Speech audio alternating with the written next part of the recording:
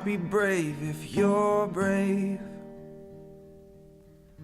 I'll be brave, but only if you're brave. And it could be just you and me. We'll be family. Just wait and see. So I will fight if you'll fight. Yeah, I will fight, but only if you'll fight. Oh, we can make it through this like sailors in a tempest. Like sailors in a tempest together. And it could be just you and me. We'll be family. Just wait and see. Good evening, everyone. Welcome to tonight's Lung Cancer Living Room. We're so happy to have all of you here in the room, all of you signing in online from around the world. Most people in the room have something to drink, glasses of wine, a little bit of champagne, so I hope you all at home have something tasty in front of you as well. We're so excited to be here tonight to talk about GO2 Foundation for Lung Cancer. As many of you know by now, because we either called you or you received an email or because you saw the press release or because you're here tonight and hearing it for the first time, the Bonnie J. Addario Lung Cancer Foundation and the Lung Cancer Alliance have merged to become one. And that one is, there we go. Yeah, that deserves it. That deserves a clap. Thanks, Dill. We couldn't be more thrilled to be coming together stronger as the GO2 Foundation for Lung Cancer. And you're going to hear tonight all about how that came to be, why that came to be, where we want to go, how excited we are.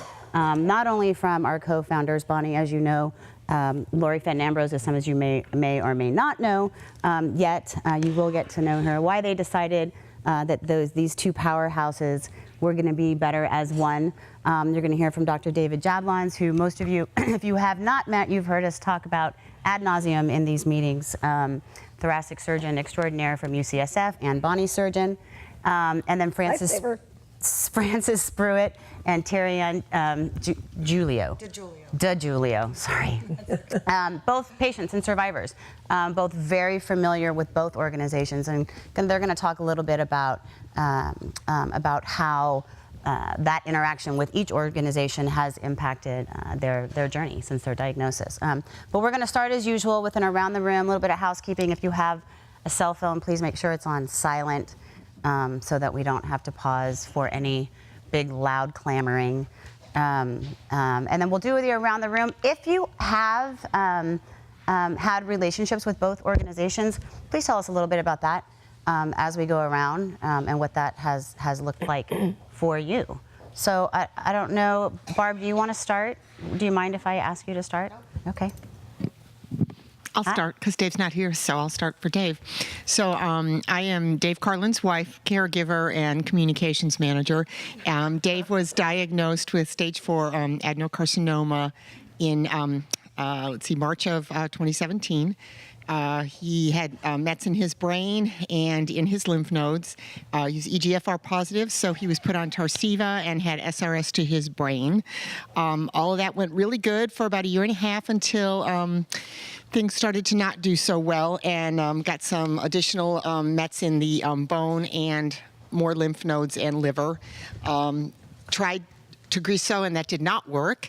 And then he has started chemo. So he's had chemo session 4 yesterday, Carbo and Alimta. And after this, he'll be on every 3 weeks of Alimta only. So by the way, would love to talk to anybody offline afterwards. If anybody's had sort of long-term experience with Alimta, they tell him the experience is gonna build, and he's just afraid that he's gonna sleep so much, I'm gonna have to wake him up to put him to bed now. So anyway, mostly fatigue. So other than that, he's doing okay. Thanks, Barb. I'm Ina Bauman. I am part of the group of accidental finding early detection. We're getting a group of us together. We had our first meeting actually earlier this afternoon. Very exciting. I feel very grateful to have been part of this organization for a couple of years. Congratulations on the merger. I'm excited. I think it's going to be great. Thanks, Ina.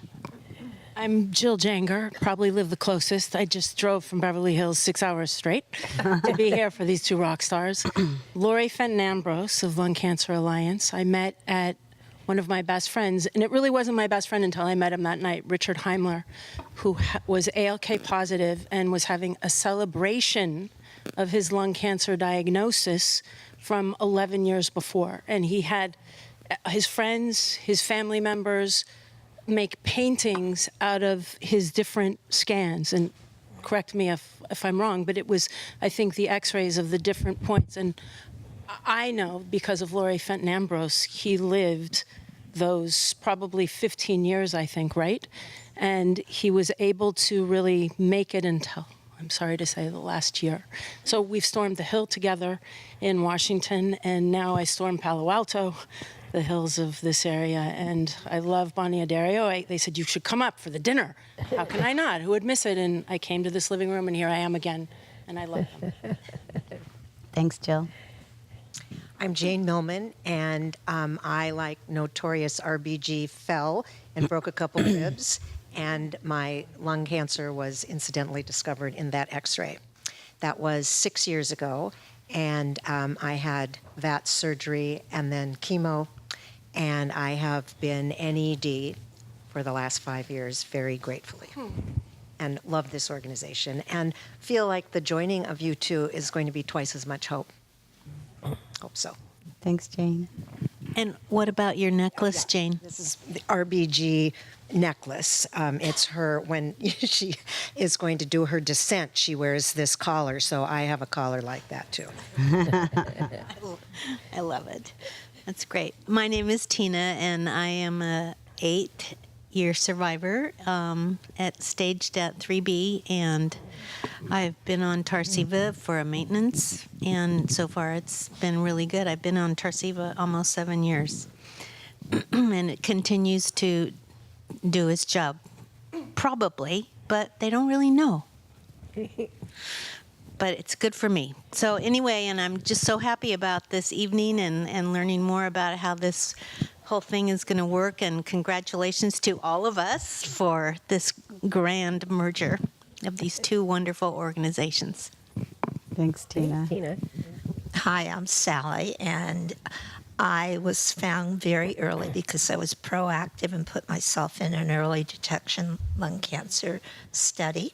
And after 5 years in it, one of the nodules grew, and I had my lower right lobe removed, and I have been NED for 10 years now. Yay. Thanks, Sally. My name is Jennifer Gaddy, and I was just diagnosed last August 2018, stage 4. I had 3 brain mets and EGFR exon 20. I had 4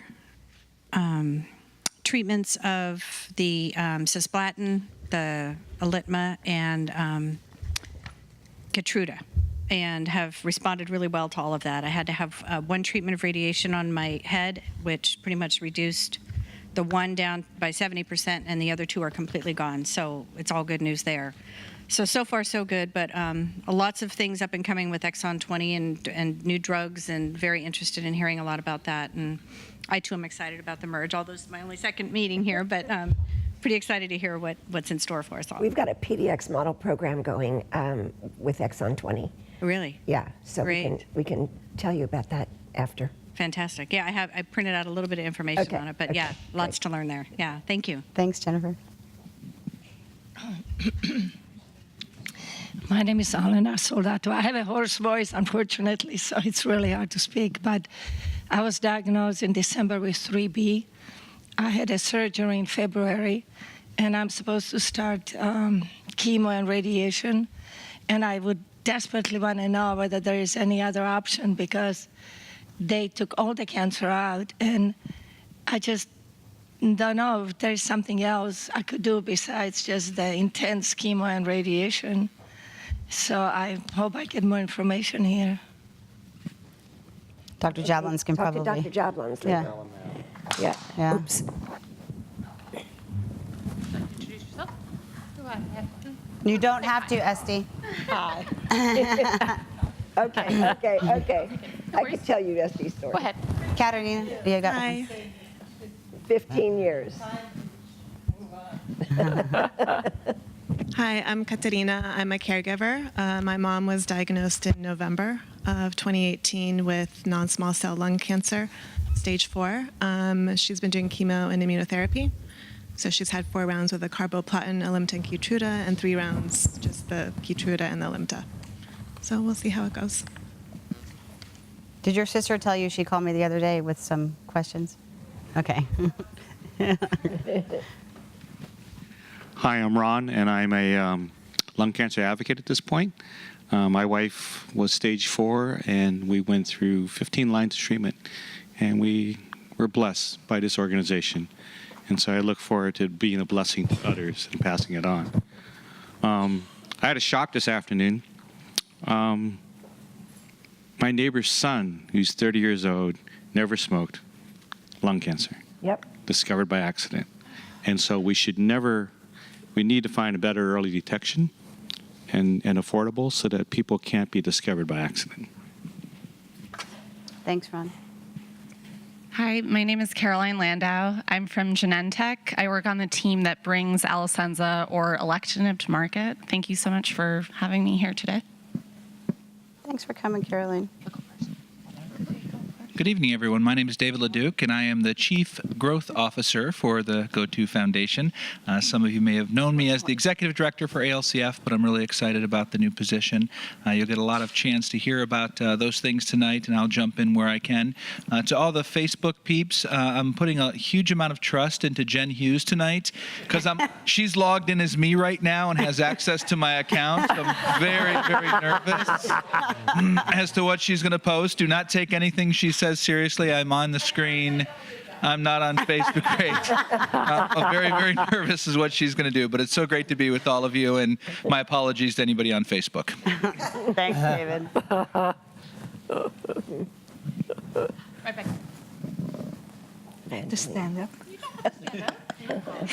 Hi, good evening. I'm Evangeline, and I was diagnosed March of 2017 with stage 4 NSCLC, non-small cell lung cancer, adenocarcinoma, and I also found out by accident because of the hiring process when I applied at Lucille Packard, when they required a chest X-ray, and that's where they found out I had a mass on my upper left lobe of the lung. Never a smoker and no symptoms at all. And I had a cyberknife radiation on my right brain in May 2017, and everything were dormant up to 19 months, not till December. The cancer, my lung increased in size again, so I have to go through blood tests and the biopsy, and I just found out last April 5th that I was, according to my oncologist, it was only 13%. I was EGFR positive, but he said, we'll try to switch you to Tagrisso. So I'll be starting on the medication in 2 weeks, and we'll see what's in store for me. So I'll just keep fighting this battle until I win it. It's only God knows what's in store for me. Anyway, I'm glad, and I congratulate this foundation for merging, and I have faith that it will be helping more cancer patients with this battle, with this disease. Thank you. Evangeline, do you want to share your cute little story about the conversation you had with Dr. Neal? Oh, I mentioned to Dr. Neal, I said, I'm glad I heard about the rumor that you will be a guest. And he said, yeah, it's still in September. That's too long for me. I said, well, at least you'll be there. And I said, you better make good in answering my questions because Danielle is listening because I decided to tape my appointment. And so he said, hi, Danielle, I'll see you September. Be ready, I'll be there. Okay. So in September, he's ready to be here and share whatever his expertise he could share with us. Thank you. Thanks, Evangeline. Did you want to? Okay. Go ahead, darling. Susan. Hi, my name is Susan Smedley, and I was diagnosed when I was 32 years old and a brand new mom, and it was by accident, luck, and I'm thrilled to be here 21 years later, and recently joined the foundation just to share my experience and help inspire other people to fundraise and make a difference in this disease. Oh, I'm the manager of grassroots and endurance fundraising. Thanks, Susan. Thank you.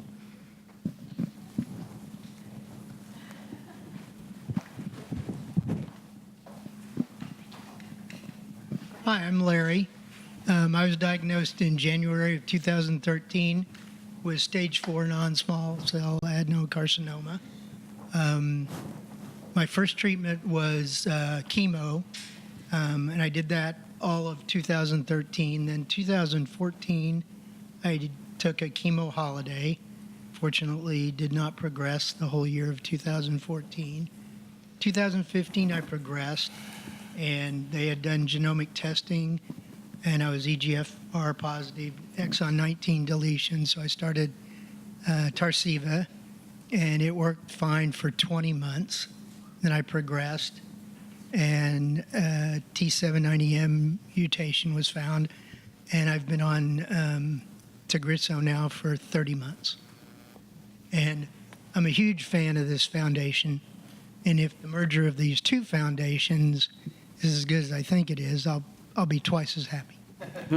Thanks, Larry. And Larry is a huge part. He's not giving himself credit for all the help he gives this organization when it comes to what we need, in particular what the events team needs, and T-shirts and helping us to get everything done in an expedited manner, in a very professional manner.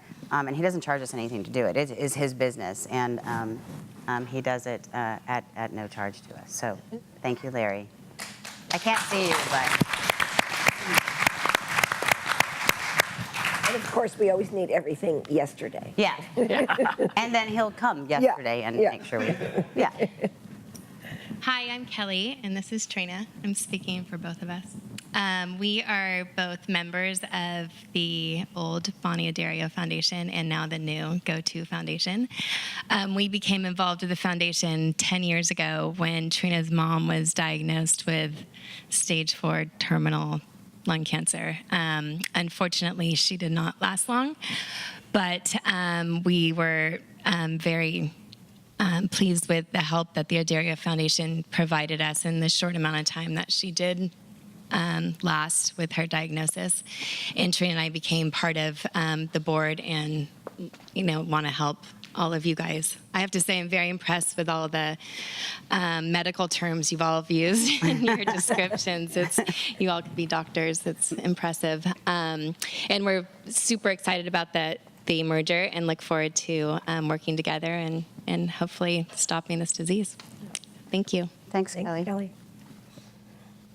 Trina says. My name is Fred Palmer, and I was diagnosed with non-small cell lung cancer in October of 2013. I was on immunotherapy through September of last year, and since then I haven't been on any treatment at all, and everything is stable. Thanks, Fred. Hi, my name is Evie. I started out as a caregiver in 2011 for my husband, Neil. He was diagnosed with stage 4 EGFR. He passed in 2015. In June of 2018, I was diagnosed with stage 1 lung cancer. It was incidental discovery. Fortunately, it was early. They removed my lower left lobe, and I am now NED.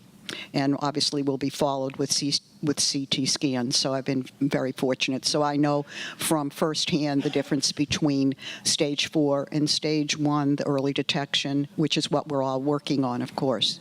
And I just want to say ALCF and LCA have been powerhouse organizations on their own, and boy, together we are really going to rock. So thank you. Thanks, Evie. And I just want to give a little shout out to Evie as well, who is also a volunteer extraordinaire who does a lot of our grant writing, or historically has done a lot of our grant writing for us. And she and Neil both did a lot of volunteer work for us. So thank you. And not just grant writing, she writes almost everything for us. Thank God. She makes us look 1,000 times better than we really are.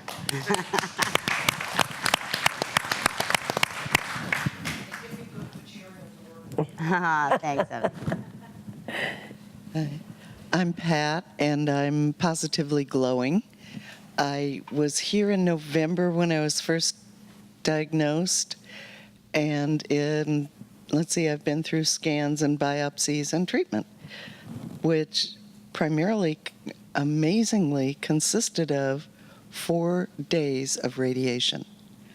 I have cancer in both lungs, BRAF positive and BRAF negative. I don't know how I did that, but I don't know how I had cancer of the appendix either, so it's all a mystery to me, and I'm hoping to learn from all of you. And I'm still kind of deer in the headlights with all the terms. Good evening. My name is Joanne Vidal, and I come from Invitae Corporation. So I work on the lung cancer registry. On our side, we host the registry, and I work a lot with Sandra at GO2 on your survey development. And it's just a privilege to be here to honor your merger. And I've been with the group since the launch of the registry, and so I'm happy to be here to see why the work that we do matters. So thank you. Yeah. Hi, my name is Rosalind Spruit. I'm caregiver, or I was a caregiver to my husband Francis, who's on the panel tonight, and I've been a longtime volunteer with Lung Cancer Alliance. When he was first diagnosed, we actually hadn't heard of the Bonnie Addario Foundation. We, through a local volunteer, got hooked up with Lung Cancer Alliance and have done a lot of work with them. And it's been very rewarding going to Capitol Hill and advocating for lung cancer funding and all the other various things that we've advocated for. But we have got to know Bonnie and Danielle and Andrea and Michelle at a summit a couple of years ago, and have become more involved with them as far as coming to some of the living rooms and really appreciate all the work that they're doing. And we're very excited that we have a local group who's local for us, who's now combined forces with Lung Cancer Alliance, a group that we kind of started with. So this is really exciting news for us, and we're really excited to see where this is going to take us all. I think it's going to be great. Thanks, Rosalind. Hi, my name is Joyce Levy. I'm from San Francisco, and I'm a 15-year survivor. I was diagnosed with stage 2 non-small cell in 2004 and treated with cisplatin and Taxol. I've been NAD for 15 years. I also am an example of early detection. I had 3 sisters die of lung cancer before I started getting tested. And so I believe, I always crack up about this. So I thank my lucky stars for early detection, and I can't mention that enough because I think that really makes a difference in being able to survive. I also have been a lung cancer buddy. I worked with the lung cancer for 3 or 4 years as a lung cancer buddy, and I participated in walks with Bonnie J. Addario Foundation and also the Lung Cancer Alliance. And I'm very happy to be here, and I'm celebrating 15 years, and tomorrow is my birthday.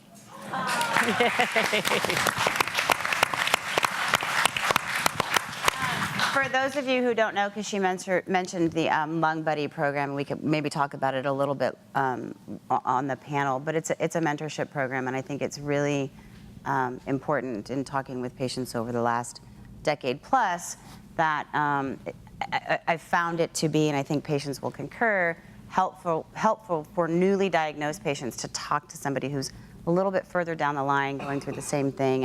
And the program that the LCA has built and that we are going to continue moving forward is matching like people so that they have that sort of mentor to go through. So just a little background. Hi, my name is Bonnie Partridge, so I'm always excited to meet other Bonnies. Yes. That makes 2 of us in the entire country. I love it. I'll take it. And I am actually just a patient advocate with Bristol-Myers Squibb, so thank you for allowing us to be here. Thank you. Same. Ditto. Not Bonnie, though. Nicole Thompson with Bristol-Myers Squibb, patient advocate as well. Zita Taylor with Bristol-Myers Squibb, patient advocate. We like Bristol-Myers Squibb. My name is Marion Sally. I'm Joanne Barrage's sister, a retired hospice nurse of 2 years, and I can't tell you, I get a little teary too. This foundation is absolutely phenomenal. We've been following you now for 3 years from San Miguel de Allende, so we're very happy to be here and excited about the merger. See what's going. Welcome. And I'm Joanne Barrage. I'm the sister who's the patient. I was diagnosed stage 4 2.5 years ago, and I always have to say after a year of misdiagnosis of a cough by primary physician, ENT guy, allergy person, and this whole push toward early detection is so important. I was diagnosed non-small cell lung cancer, adenocarcinoma, EGFR positive, exon 19 deletion. So that's all of the medical jargon there. I was put on Tarceva, and this was September 2018, which worked fantastically for me for 2 years. And then there was some slight progression. It was identified as T790M.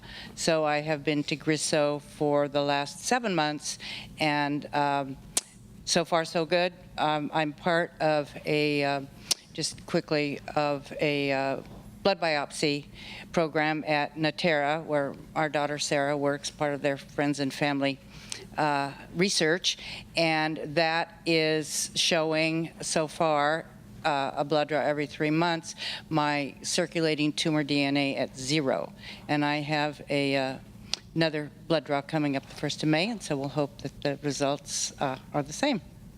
And I will say for everyone's edification, it is true that the side effects of Tagrisso are more friendly than the side effects of Tarceva. They're the same pattern of the same genre of things, but much less intense. Thanks, Joanne. I'm Sarah. I'm Joanne's daughter, and I just wanted to point out that her hair is back. I see. Yay! So excited.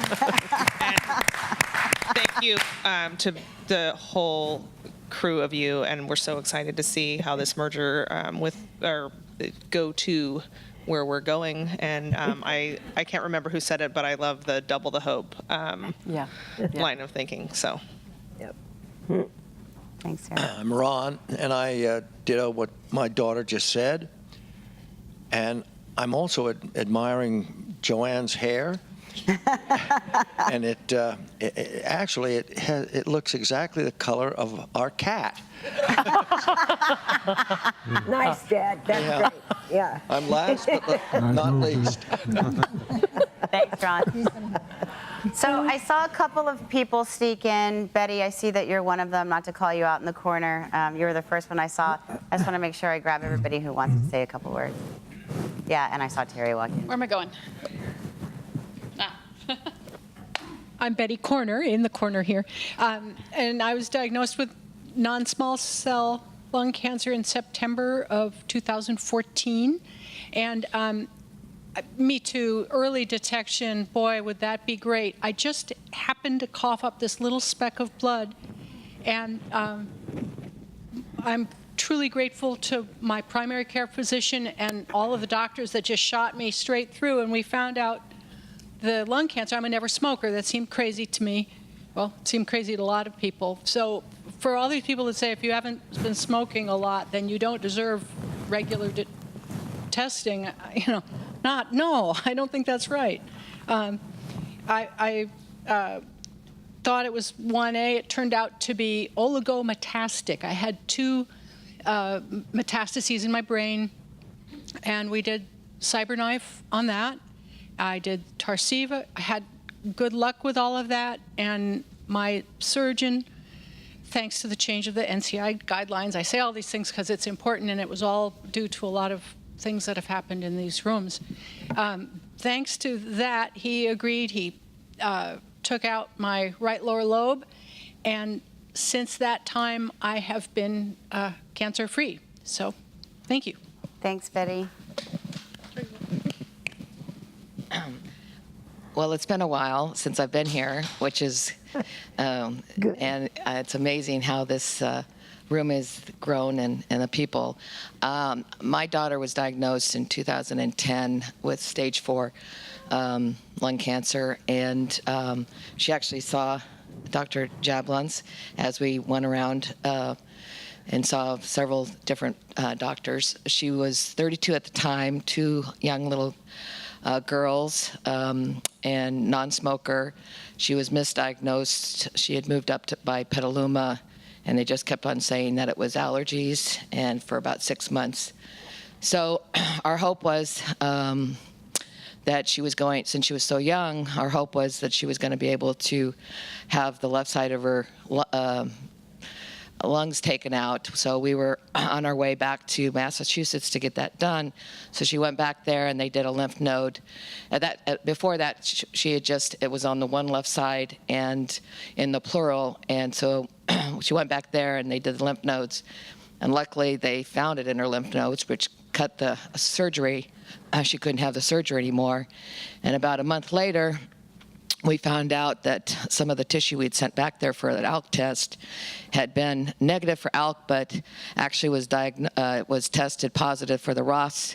And this is one of the very first ones. They hadn't even publicized it or whatever. Mm-hmm. So that was exciting because at that point, we didn't have any markers. So she went through 42 rounds of chemotherapy and between Alimta, Avasta, and the carboplatin before the operation. Then she had, 6 before the operation, then 42 after that. And then she had a little stubborn spot in the left side, so she went in and zapped that with radiation. But she's been actually off of chemo for 5 years now, and been NED since. We have, from the very beginning, we did combine Western and Eastern. She went to acupuncture 3 times a week and did Chinese herbs or whatever. So between the combination of the 2 treatments, she's been NED for 5 years now and is doing well. She did cupping too, right? Oh, she did cupping. Oh, she's done, cupping and a lot of things. But, we consider she's a miracle. So so hopefully it'll continue being a miracle. So miracles happen. But we want to thank. We had the support from the Addario Foundation from day one, and I think this merger is wonderful. And I just thank you for everything that you guys do. Thanks, Terri. Well, hopefully Natalie's online. I'd like to say we love not seeing you because that means Natalie is doing well, right? I don't know if you want to talk. You don't have to. You don't. Hi, I'm Yelena. I am this beautiful girl's sister, and she already told our mom's story. And I'm going to congratulate you guys on this wonderful merger. And it's so nice to hear everyone's stories. And this room, of course, is full of hope. So thank you all for sharing. Thanks, Anna. So just because I don't want to run out of time at the end, I want to ask my East Coast colleagues, I'm probably only putting one on the spot, but not the other, to introduce themselves, my new colleagues that I'm so excited to work with. There's a bunch more back in DC, but they're out here right now, so I'd like them to introduce themselves. I'm guessing that means me, because you're looking at me. You're like, one of "Oops, them, I should have told her that right before." I'm Kristen Bramwell. Thank you so much for having me. I'm excited to be here from DC. Have worked for Lung Cancer Alliance for 3 years, and am grateful that this is actually my third living room attending, though you guys probably didn't know that I was infiltrating previously. So thank you all for sharing your story, and obviously so incredibly moved by the opportunities we have before us. And so thank you for being part of that. And it's only because we couldn't introduce you before. Yeah. That's why. And I'm the director of philanthropy, so. Thanks, Kristen. Hi, I'm Lanny Boyd. I am the Associate Director of Corporate Relations. I've been at Lung Cancer Alliance for almost 8 years, and I couldn't be more excited for the merger and my very first living room. So I'm really excited to be here with you guys. My first living room in person, I should say. And I'm glad I don't have to hide behind the pillar over the corner. Like Kristen did. Yeah. Like, who's that girl? So thank you guys for having me. Yeah. And soon to be a mommy. Yes. Soon to be a first-time mom. Most importantly. Yes. Does anybody online feel like they need to say anything? Kim, Jen, Facebook or YouTube? I just want to make sure. Okay. Okay, good. Oh, double the hope. I like that. Yeah. Thank you all for sharing your stories. I know I say it most months, sometimes multiple times a month if we're doing one of our regional living room meetings, but it means so much to people that you don't even know about. The phone calls and the emails that we get from people saying and talking about how important it is to hear your stories, it's countless. So thank you, thank you, thank you. I know, especially for some of you who maybe it's your second time, it can be a little intimidating to come in with the lights and the cameras and the TV screen, but you really are, without even knowing it, doing amazing things and helping thousands of people from around the world. So thank you, thank you, thank you for that. And with that, I'm going to turn some of it over to the panel. You guys who have been here know that I can't sometimes help but interject my opinion or a comment. And I'd like to encourage all of you to do the same, including the panel. So I might direct a question towards a certain person, but I really, if you guys have an opinion or something to say about something someone's saying, please feel free to interject. And those of you in the room and those of you online, it's Q&A throughout. So make sure that you raise your hand, grab a mic if you're in the room, so people can hear you and ask questions. That's what we're here for. And I'm also very, very impressed with this amount of people that we got through that entire introduction in, before I started talking, it was less than 40 minutes. You did most of the talking. Yeah. So when the panel comes on, I know most of you know Bonnie, but I am going to ask her and Laurie both to give a little bit of background on who they are, where the organizations came from. We aren't going to go to where we're going right now. I just want a little bit of history on the independent organizations, and then we will jump into some of the Q&A. So, Mom. Okay, Mom. 15 years lung cancer survivor. Started the foundation long ago with my illustrious surgeon here. He named the foundation. Our legal name was A Breath Away from the Cure, and he said, no, Bonnie. It's got to be the Bonnie J. Addario Lung Cancer Foundation because it worked for Susan G. Komen. So, and it did, and it did. But I just saw a lot of barriers to care. I was, misdiagnosed like almost everybody in the room here for a very long time. And when I finally found a care team up at UCSF headed up by Dr. Jablons, I realized how lucky I was and how unlucky so many other people were that were not getting the kind of care that I received. So we decided that we just needed to start a foundation and make sure everybody got the care that they so deserved.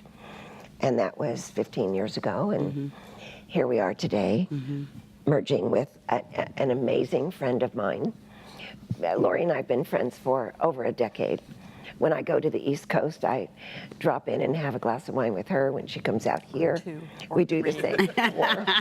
And we get her an appointment to get her hair done. And but almost every year we talked about how neat it would be if we merged. And we would each individually come up with, not yet, not yet. And the last time we met over a year ago, we talked about, what do you think? Is it time? And we both said, yeah, it's time. It's time that we do it. There's so many good things happening for lung cancer. And I love what everybody is saying about double hope. It's also double trouble. For anybody out there that doesn't think we are not going to make great change in lung cancer. So I couldn't have a better partner in crime. Thanks. I am so thrilled to be here, and please know that I've watched the living room. I've actually participated in the living room back in a corner as a observer, and now to have the honor, and I feel the privilege to sit here as a panelist and to be talking about what we know will transform the future of lung cancer. Lung Cancer Alliance was actually formed in Washington State in 1995. And again, one of the grounding aspects of what we'll talk about tonight, I think, are the similarities of why our organizations began and what continues to motivate the organizations, because Lung Cancer Alliance was also founded by survivors and patients, specifically for the needs of survivors and patients. And realizing after about 10 years of work that some of the real work needed to happen in advocacy in Washington, moved the office to Washington, D.C. in 2004. And that's when I actually joined the organization and have been with it since that moment, growing it, building it, continuing to do the supportive work, but thinking about how we could really focus on the issues that affected the delivery of the care, the breakthroughs that needed to happen with increased research funding, and then frankly, having a voice representing this disease that had not been there before. And to be at a place when we could talk about how our complementing organizations could come together. It would have been shame on us not to do this because of what is occurring right now for our community, and to actually expand the capacity, expand the reach, make sure screening gets to people who need it, making sure that there's the research to fund the science and the breakthroughs. That's what our coming together will really help accelerate. And if we didn't, we couldn't accelerate it fast enough on our own. Doing this together is going to double the capacity. So this is a very exciting moment that we've been talking about and knowing has been the right thing to do. Thanks, Laurie. Yeah.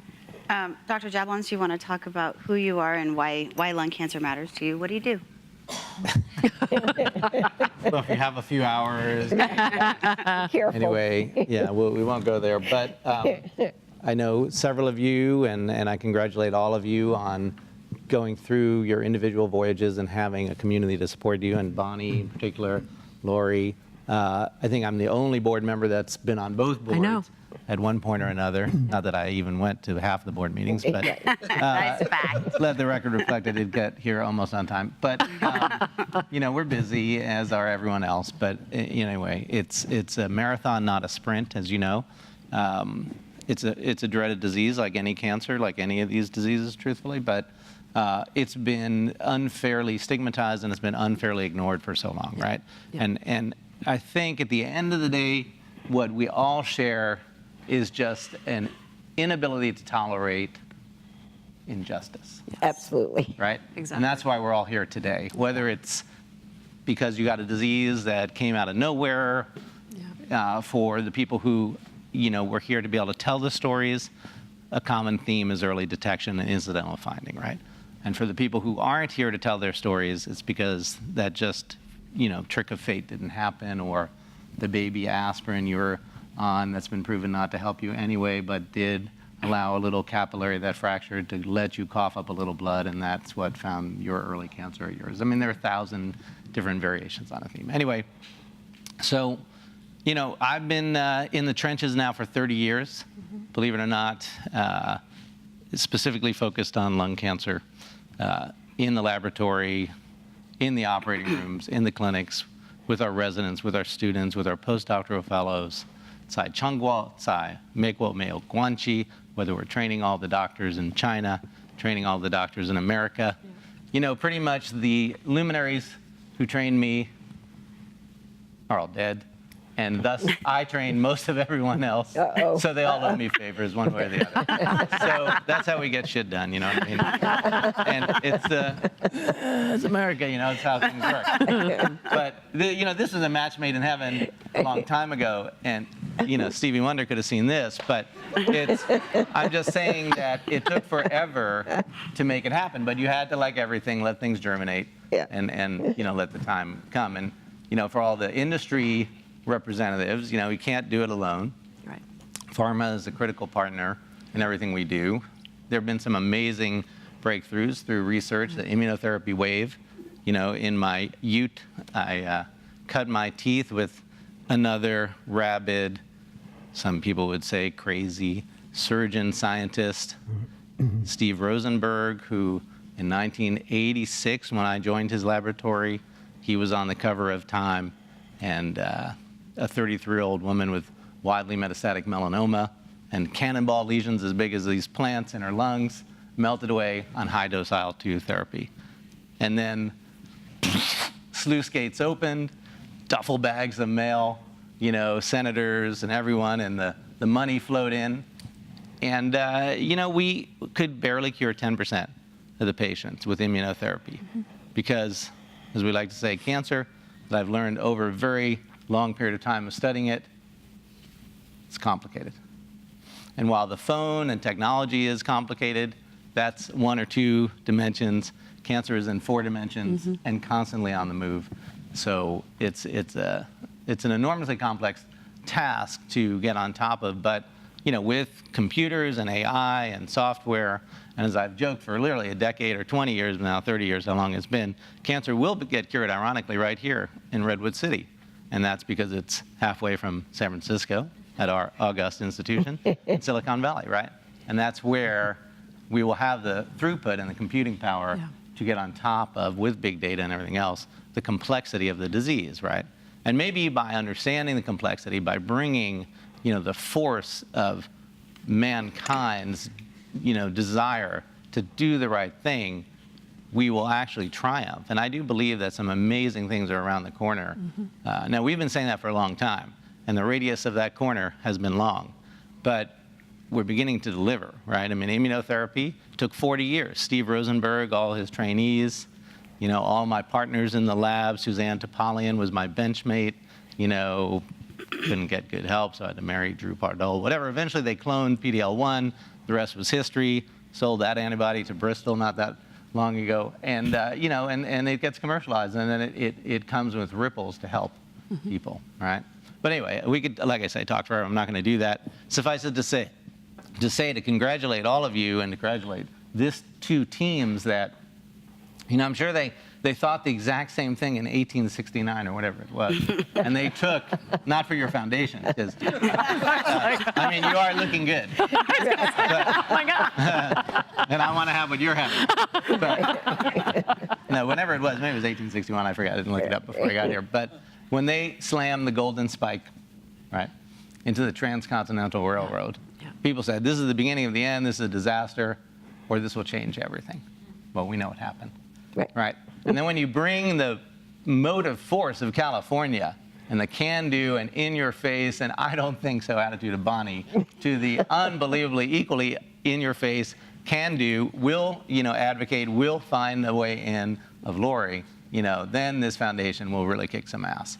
And it's good because it is producing, you know, important, you know, hugely important things. And honestly, as a busy physician scientist, you know, I feel bad that I'm not here more frequently. I feel bad that this is one of the first living rooms I've been to.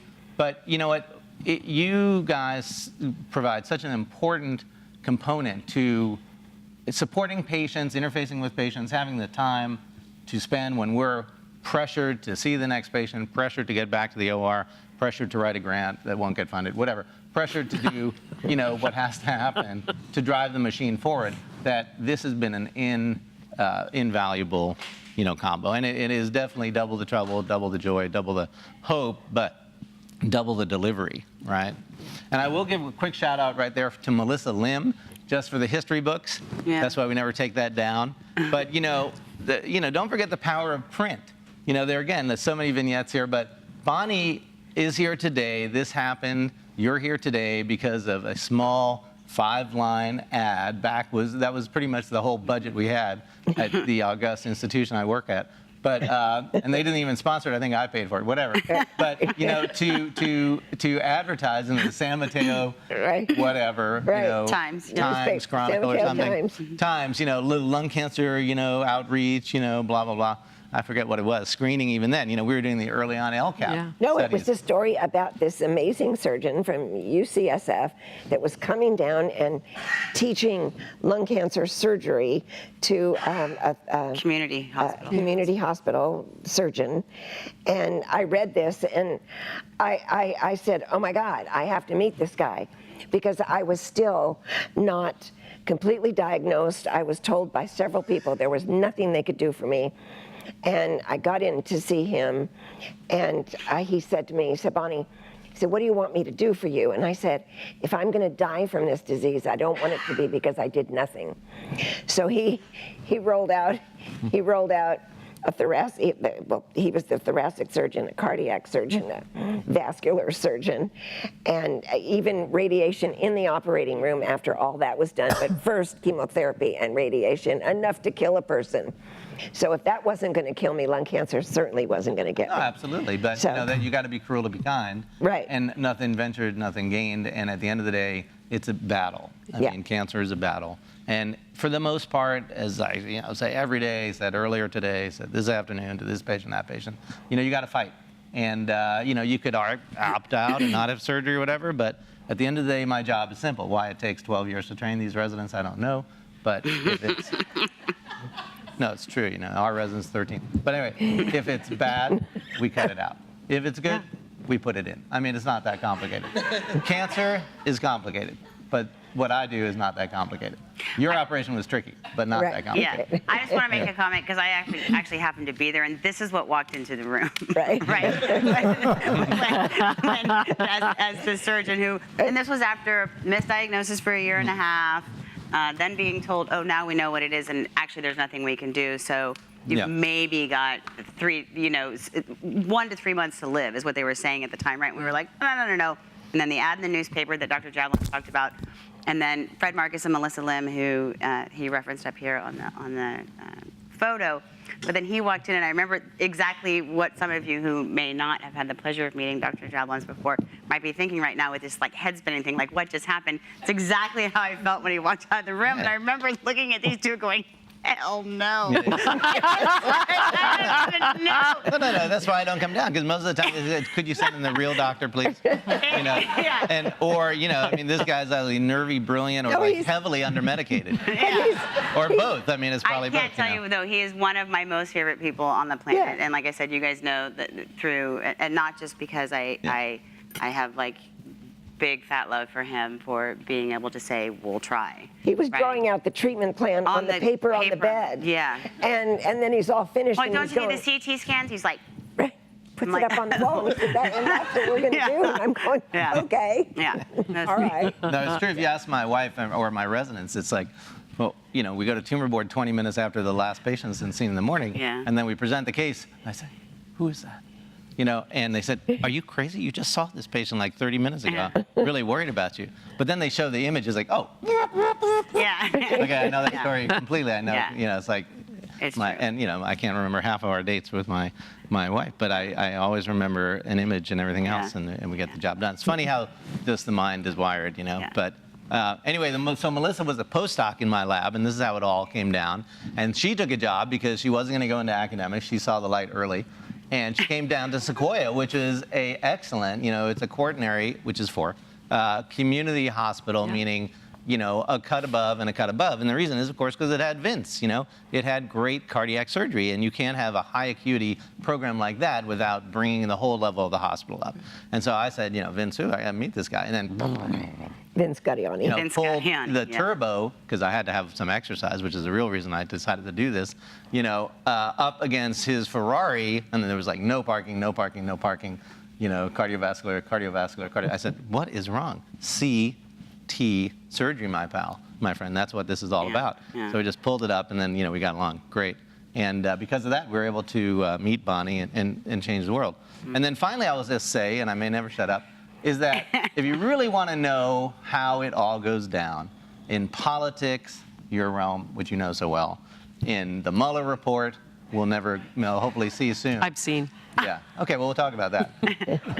And my daughter, who's out there for Stand Up America, tweeting 250,000 people all day long saying every day, what's up? It's like, 45 minutes Christmas shopping. 50 minutes Mueller time, 40 minutes Christmas. This is the way it was.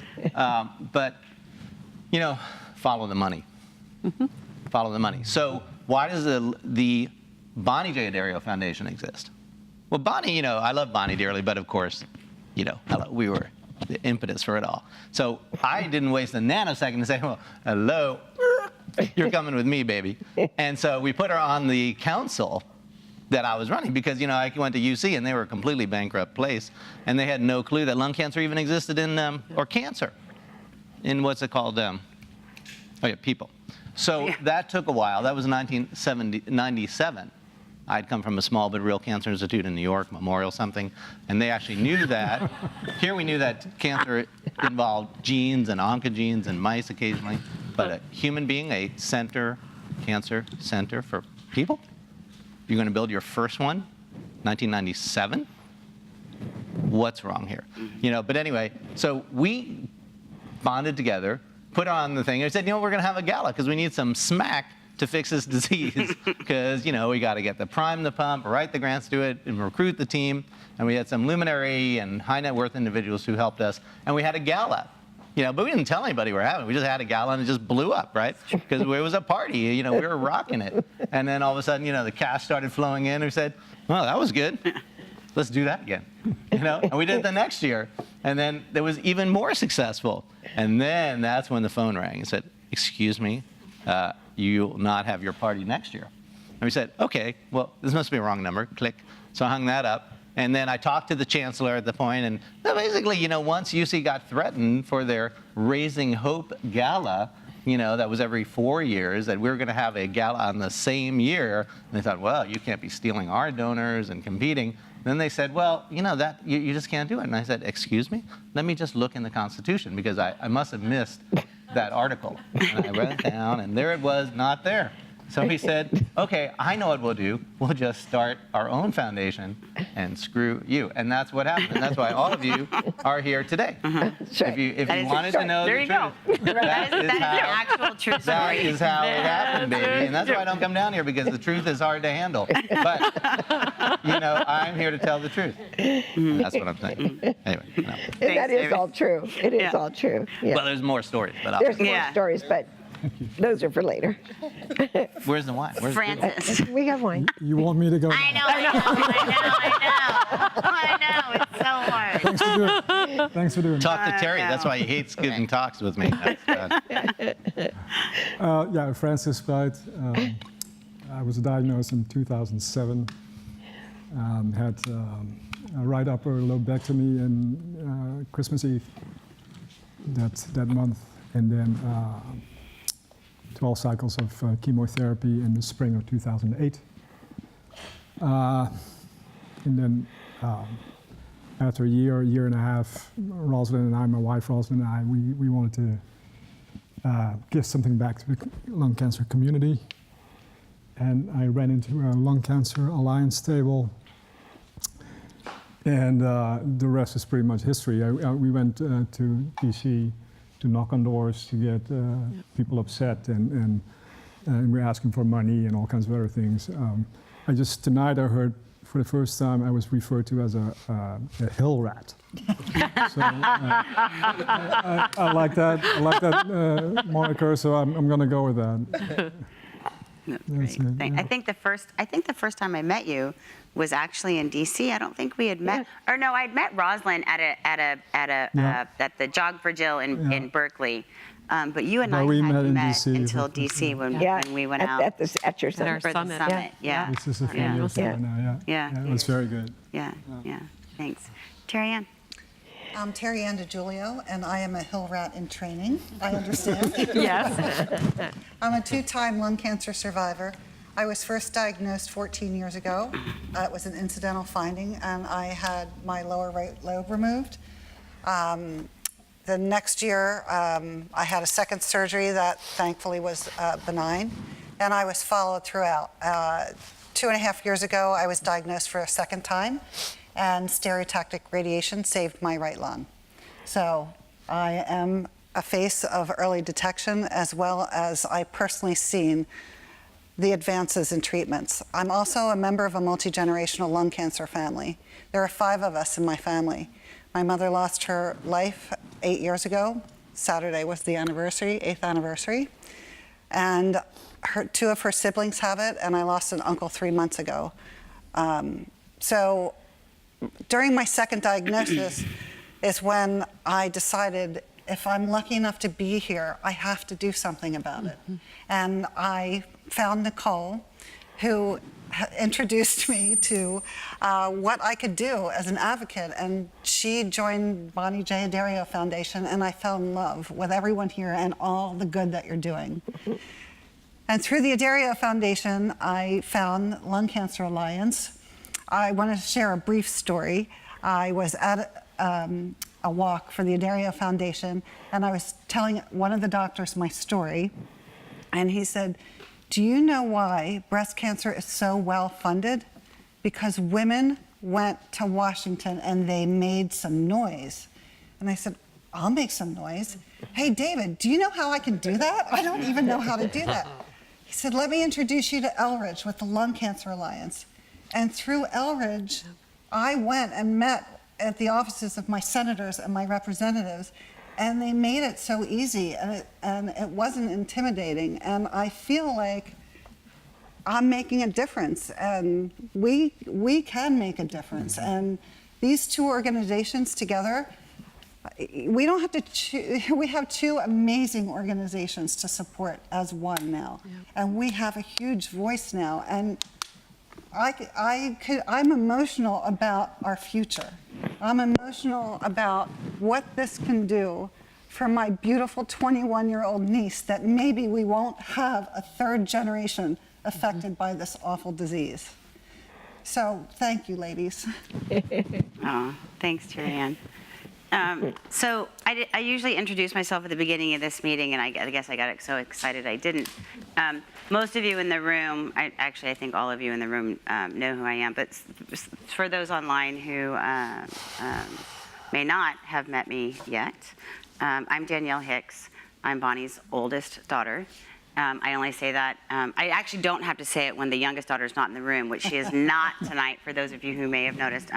She has a daughter who wasn't feeling well, so she unfortunately had to go home. But my role here historically, I've been with the foundation since 2000, well, I've been with lung cancer since 2003 when my mom was diagnosed. I've done nothing but walk, talk, eat, live, and breathe this disease. The foundation started in 2006, and I was involved from day one, but didn't start full-time till 2008. So I've been doing this for quite a while now. I could not be more thrilled about what's happening with this merger. I just want to say that again. My role, for those of you who may or may not be curious, with GO2 is really not changing. It's still all about the patient. So I'm still overseeing all the patient services and programs and support and education, so none of that will change. I know I've gotten some questions about it. The living room's not going anywhere, which I really But actually it is. Well, aren't you remote now? Aren't you doing yeah, living rooms all over the United States? Tired. No, it is. We're regional now. We are stronger together. Our patient services team has more people on it now. Our helpline and our navigation services have more people on it now. So I for one, am thrilled. There was sort of this, I want to say like the bittersweet moment was like so quick, because I believe so wholeheartedly in us together as one, being better able to affect change in this space that I feel so passionately about. So I couldn't be more thrilled about Laurie as my new boss. She's a boss above my boss, but she's still my boss. I've known Laurie for a long time, and I love working with her, and she's insanely genuine and believes in and is as passionate about it as we are. So I'm thrilled for us to kind of dig into some conversation about what GO2 is going to look like as one, and how impactful it's going to be. So I want to kind of point to you two to talk about, what are you most excited about? Where do you see us going? What does this look like? I don't know who wants to start. Laurie, if you want to start. Bonnie? Well, I love what was said at the beginning. With the two of us together, we have an opportunity to do so much more. And our teams together, we have an even bigger opportunity to do so much more. We are better together already, and we've only been merged for, 5 days? Yeah. 6 days? Yeah. Something like that, yeah. But we actually started working together last year. We had a 5K in October in Philadelphia, and we decided to bring all of our teams together. We did the 5K together, and we spent 2 days with everybody getting to know each other, so we could get over those cultural differences before we, really put this together. It was an amazing 2 days, and that's when I knew that this was going to be, a reality. There's the two foundations really fit together like a glove. We've never been terribly involved, or actually not involved at all, in policy, and LCA, they are the policy makers in Washington, D.C., which translate to the world, and it translates globally as well. And they also do work on early detection as well. We love the patient services. We do a lot of research, and that wasn't LCA's, modus MO. So together, we really are. Before we sent the press release out last week, we called, all of our partners, when we were on phones and chatting with people and telling them what was coming down the road. And the word powerhouse kept coming up over and over and over again. And I really do believe this is going to be a lung cancer powerhouse, and we are going to make some great change together. I really do. So, sorry, I'm going to interrupt with a quick comment.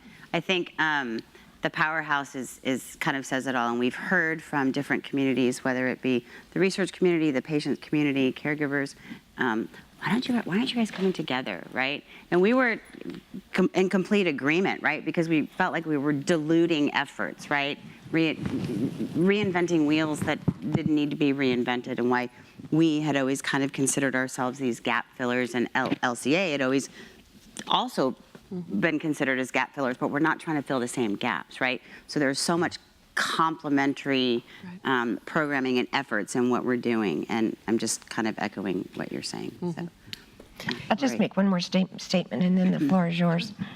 In 1971, and I use this comment all the time, everywhere I go, Richard Nixon declared war on cancer, but the war on lung cancer is just now getting started. Another one of my favorite quotes is Robert Kennedy, when he was talking about the injustice to immigrant farmers, and Cesar Chavez long ago. He said, if you're passionate about an injustice, and I'm only saying this because David brought this up a few minutes ago, then do something about it. And we were doing something about it. They were doing something about it. And now we're doing something about it together.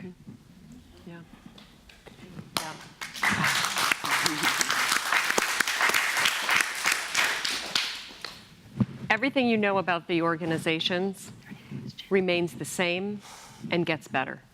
So that's the beauty of this. What you've come to know about our respective organizations and the work we do is not going to change. It will be enhanced. It'll be strengthened. We will have more capacity, more reach, even how we have talked about some of the program work in our patient support services, how we work with hospitals and the researchers and the doctors in that multidisciplinary setting, how we are communicating national awareness messages, how we are building best practice care for screening through that continuum of care and identifying places as centers of excellence that are delivering that. And then what happens on the research front with the research that has been driven in collaboration with Alchemy, and then how our voices will be amplified before our federal policymakers who control those resources, who help shape healthcare delivery. All of that is going to continue, but now be strengthened. So the programs that you have come to know will be there and then be even better for this. And that is what the now almost 50-person organization with offices here in this Bay Area and in Washington, D.C., that is expanding access to care locally and serving as a resource globally. That's what this is. It is the hub for anything, whatever someone needs through their journey. We're the go-to in this one place with people who have cared from day one and have been motivated by nothing short of how we can help you. That doesn't change. That's only going to grow. That's what makes this so exciting. It's reminded me of the Field of Dreams, right? Build it and they will come. And I mean, not to quote it, well, it was actually a really great movie. I was going to say it was a really great movie. That's kind of how I feel when I look at this, and not just from an impact on what we're already doing, but where we're going, to your point, Laurie, and to the funding. I mean, we literally, have taken two organizations and now combined from a funding perspective have brought ourselves to literally the largest lung cancer organization nationally for sure, but globally. I mean, and that combined, I don't know what we can or can't talk. Well, it was in the press release, right? And what that means and what donors out there, what they think about it and how impactful that is. I don't know if you guys want to talk about that a little bit.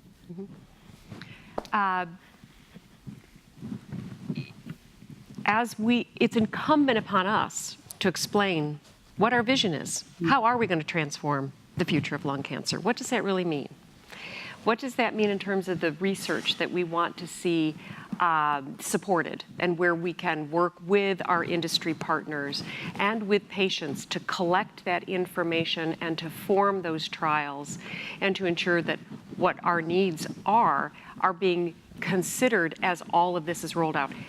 This is a big deal around what is valued by our community, what is patient-centered driven, what matters most to you, and how we lay out these programs and our approaches to ensure that access to these opportunities that are based on what you are explaining to the research community and to policymakers is what will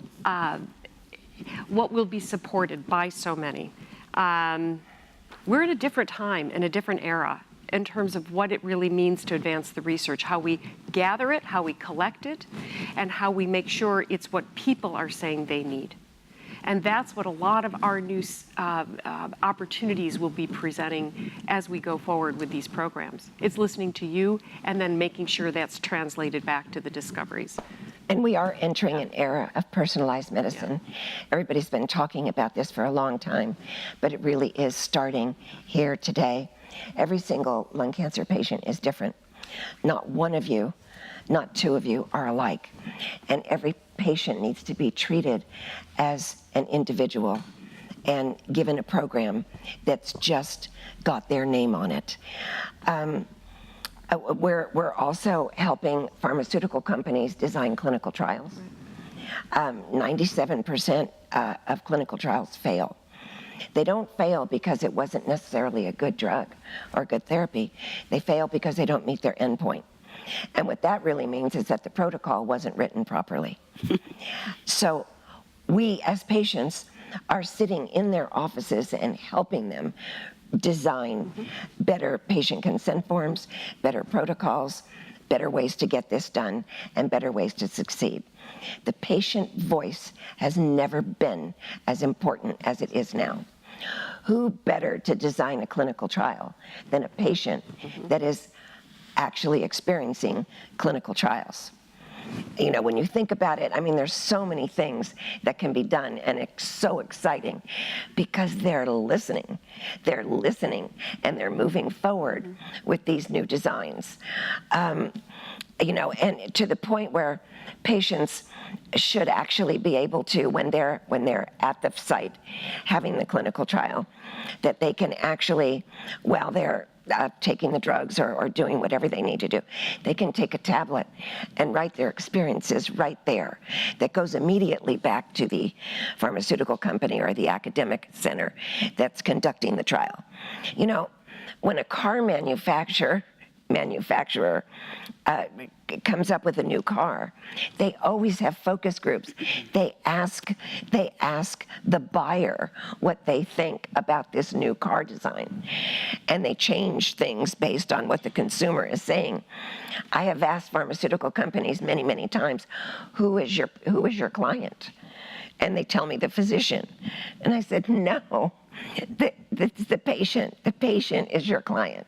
They're the ones you have to please. They're your target audience. So we're really changing the way things are being done, and they need to be changed because they haven't been working. Only 4% of patients are participating in clinical trials. 50% of all the clinical trials in the United States happen in 10 states. So how can the patients get to them and participate in them? And the patients need to be valued, and they need to be treated like the special people they are. Yeah, and not to mention depending upon what statistics you're looking at, the between 9 and 10 million people out there that currently qualify for screening that aren't participating in that either. Exactly. I mean, that's the next. I mean, obviously, we have not just breakthrough therapies, but we have a life-saving benefit that can be delivered right now, and that's screening for the disease. And so, again, our work will ramp up the work we have been doing to educate the public, to educate those who are at risk, to make sure programs in community-based hospitals where 80% of care is delivered are rolling out this new preventive service following best practices so that people can be assured that where they are going, it's being done well and right on their behalf. And then from that, have an opportunity to participate in research where we can collect your data, collect your images, and collect your biomedical samples now at an even earlier stage than what we are typically accessing, which is a much later opportunity. So that is going to be ramped up, and we're going to see centers of excellence around screening and care now multiplied in these local communities, as well as then continuing to try to secure more of the resources to expand the research community's work in bringing on more of these breakthrough therapies. That's why we haven't had many doctors who would sign up to be involved in lung cancer research because there has been no pipeline of funding for it. We're changing that. Right. We're advocating for the dollars that will attract the research and then ramp up those research studies. And then when we have those breakthroughs, it's then our obligation to get them to people. It's one thing to have a scientific breakthrough, but then to translate that to people, implementation of that breakthrough. That's what we're focused on. Nothing is good until it gets to people who need it now. And early detection up to this point, and you've heard it tonight, you've heard it all over this room, has been accidental. You know, you shouldn't have to get in a car accident and be taken by ambulance to an emergency room to see if you have internal bleeding, only to find out, good news, bad news, no internal bleeding, but you have a mass on your lung. that is unacceptable early detection, absolutely unacceptable. I think between us, we have something in the neighborhood of 400 to 600 sites that are ready to do early detection. 650. Yeah. So now we have to drive patients into it because right now only 4% of patients are actually using these resources. Yeah, and this is where I say over and over again at these meetings when early detection comes up, because I know most people everyone in the room and most people watching, this is sort of a moot point, right? You've been diagnosed or your loved ones have been diagnosed, but it really creates an opportunity for you all to be the soldiers on the ground, spreading the word about early detection, particularly for those are at risk and fall within the qualifying criteria for screening, and that's the 8, 9, 10 million people just in the U.S. That I'm talking about that are eligible right now, because it will really help completely flip this disease on its head if we can get that number up. David, I want to ask you a little bit your opinion about how some of the things that Laurie and Bonnie have said about how this is going to impact, this powerhouse couple here is going to impact legislative change and funding, and what that will mean for research, given that you do it. Research, I mean. As someone once said famously in a movie, show me the money. Show me. Yeah. Not to be too mercenary about it, but at the end of the day, no cash, no capital, nothing gets done. Why does pharma succeed? They have tons of cash. They waste a lot of it, costs $1 billion. Most of these drugs 10 years later fail. It's just that whole system is wrong, but they've wised up and gotten rid of all the bricks and mortar, and now they're just trying to buy things that are cheaper and easier to develop for other academic and other institutions and other ways, so that's modifying. But no, I mean, there is no doubt that you guys, with our help and everyone's help, can move the needle. We just have to, move the needle faster. We have to be smarter, and it's not just a matter of having the money. You have to fund intelligent projects, because you can waste a lot of money in an enormous amount of time chasing things that are not going to go anywhere, and then things that are disruptive just come out of the blue. But then they take time. But we've been investing a lot of time. 1971, do the math, whatever, it's been a long time since the war on cancer. It's not like for lack of spending some money, a drop in the bucket against what this disease is all about. But we have been building the blocks. I mean, again, we could talk for decades here, but I would just say, God bless America and the NCI in some ways, that you can, you could go anywhere in the world on the World Wide Web, and if you're a scientist or a physician scientist or whatever, you could have access to, through the TCGA, which, was sort of poo-pooed at the time, whatever. But of all the money we have spent, for $1 billion odd dollars. Yes, the Cancer Genome Atlas. And what does that mean? It basically means that on the government dime, which is on our dime collectively, rather than buy the $600 toilet for that aircraft carrier or whatever, some worthless war or warhead, basically we took tumors and we spent some money, government money, to sequence them completely. And that was basically shotgun analysis. And it's exactly what was needed, and it's exactly what would never be funded if you wrote a grant for that. Because they said, well, what?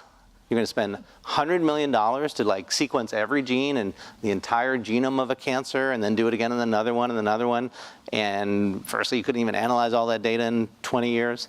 And there's no hypothesis. It's not like, well, you think this is up because of that is down, so then I'm going to flip this and spend $1 million to prove with the make the transgenic mouse and all this kind of crap. And basically, maybe that I'll give you some money for. But this was a giant, enormous gesture, actually from a surgeon who was head of the NCI at the time, of course. Thank you. But, because we get shit done, We don't have time to be politically correct.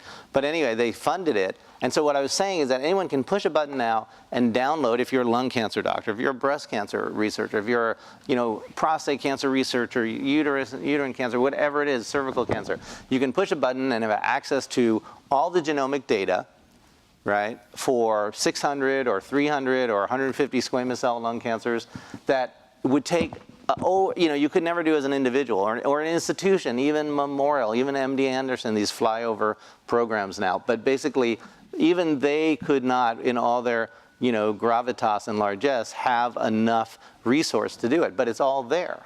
And so that's all been reduced to electronic data. So, and we and others have mined that incredibly, either for discovery or for corroboration or validate what we've figured out or look for clues and then chased it further. So yeah, so all that's amazing.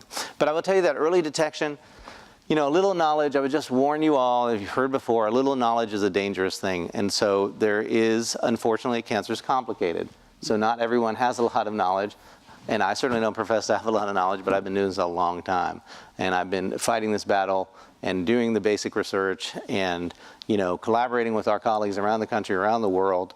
And we still have a little bit of knowledge. But you have to be careful because you can get very prosaic about it and you can get into a silo and you can be wrong.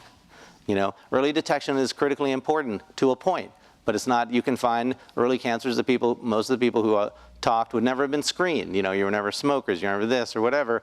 And even when you are smokers and you have risk factors and you hone in just to try to find an enriched population, even then you'll find stage 1 cancers and you'll take it out and it's node negative, thank God for this, and my accident or I got screened, and half of them will die because they have micrometastatic disease, because H&E staining and hot lights and cold steel, as much as we love it, saved a lot of lives. I think 7,000 at this point, just in the day job. It's not enough. You have to have molecular prognostic data. You have to have other things. And I will say, to make a shameless plug, that the technology, among multiple technology we have developed over the years, is actually just coming out in JTO. And that I could care less about, except to say that is the premier journal now for lung cancer, right? Which means that the community is adopting the fact that you have TNM staging for any and all cancers, which is, whoa, that was revolutionary from, Cliff Mountain in 1960, at MD Anderson. It's the most basic, stupid thing you could do. But if you had a biologic, discriminator, you separate these curves dramatically. And you really find stage 1 patients, incidentally found, symptomatically found, whatever, who you think are cured, but they have a 50% chance of recurrence and then death, because then they're metastatic stage 4. But you can prevent that now with chemotherapy if you find it early. So I'm just saying, you have to have the precision medicine, but you have to push these envelopes, and you need a ton of money to do this. And then you need to also, think out of the box and how the science gets done. Because, we started alchemy because we wanted to think, we said this will be easy, quote unquote. We'll just rattle the cage and change the stuff like Milken did and whatever. And so we brought all the, thought leaders together, and, I roped in all my friends to come together. We said, okay, we're gonna find all this money. Well, we didn't find all the money, but we found a little money, and that helped to get it started. And, bit by bit, you have built some building blocks to now research and now mine, and those will pay dividends. But it's taken a decade, right? So it's very frustrating if you're the patient, and we're all patients tragically at the end, there but for the grace of God, go us all. But you need it immediately or you need it yesterday, but this science will triumph and humankind will triumph, but it takes a shitload of work. And so much time and effort and endless dedication, 24/7, you name it. And that's what it takes. But we're getting smarter and things are happening faster, so regulatory things have to change, a lot of things have to change. And then you need a boatload of money, right? Yeah. So that, yeah. Send money, guns, and warriors. Lawyers. So I mentioned this. I mentioned this a few living rooms ago. We did an advocacy session, and we need people to go to DC, not 1 time, not 2 times, but 4, 5, 10 times. They need to see our faces. They need to hear all our stories. We all have very compelling stories to tell. You walk over to your representative, you walk over to your senators or their aides or whatnot, and you keep knocking on their doors. This is, somebody mentioned it, it's a marathon. You don't win after your first visit. You win after 5, 6, 7 visits. I've been there now a few times, and some people are starting to recognize us. That's important. Yeah, no, it's critically important, and I think this is where the merger will be great, right? Because, for you who has been in this, little silo in DC, fighting the good fight, to bring in the West Coast mojo, I think, is going to be good. You know. I'd like to piggyback off of what Francis said, that I encourage all of us to get out there and say something and do something. And I'll tell you, I was intimidated. I thought, I'm not really sure what to do. I don't know what do I put in the letters? How do I make the appointments? GO2 Foundation does it all for you. Yep. The letters are out there. You can read them. You put your personal story into it. You can find your representatives. You put it in an email. You hit send. They will help you make the appointments. They will help us all raise our voice in Washington. And personally, I would just love to encourage all of you to participate in that way, because together, like with Bonnie and Laurie together, but as survivors and advocates together, we could raise our voice and we can be heard and we can make a difference. And I think this is really important thing to point out in what you're saying, Terri, is that when I first met David and when you were first diagnosed back in 2003, and when this foundation was first started and I first started going to some the ISLC meetings and whatnot, and I'd be looking at these graphs and I'm trying to figure out what they all mean, and that when we were like celebrating, oh well, we got an extra 2 weeks of life out of this drug, it was like just heart-wrenching, right? And now, how far we've come since then, particularly in the last 5-6 years, has been huge.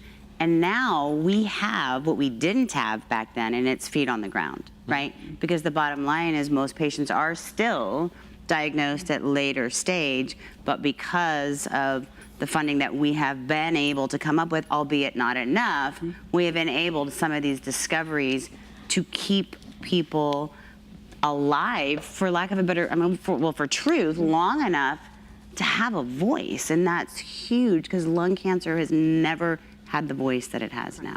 So what you guys bring to the table is huge. We also have to get mad about the injustice. Correct. Individually, you have to when you're looking in the mirror at home, and you look at the fact that you're a 5-year survivor or a 3-year survivor or 15 or whatever, you have to say, why aren't there more of us? There should be a lot more of us. And the reason there aren't a lot more of us are all the things David said, and we need money and we need to band together, and Laurie and I need to work together, and we need to do all of these things. But we have to say no more injustice. It's not okay to let people die on purpose. It's not okay. It cannot be a decision to allow this to happen. That's the injustice. We've been living with that for decades and decades. It's got to stop.